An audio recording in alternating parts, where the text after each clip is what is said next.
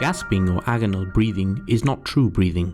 Do not confuse it with normal breathing. The victim is in cardiac arrest. There may be seizures.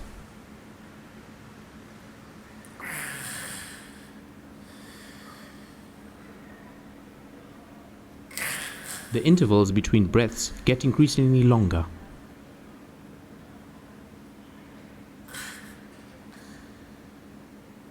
Start CPR immediately as if the person was not breathing.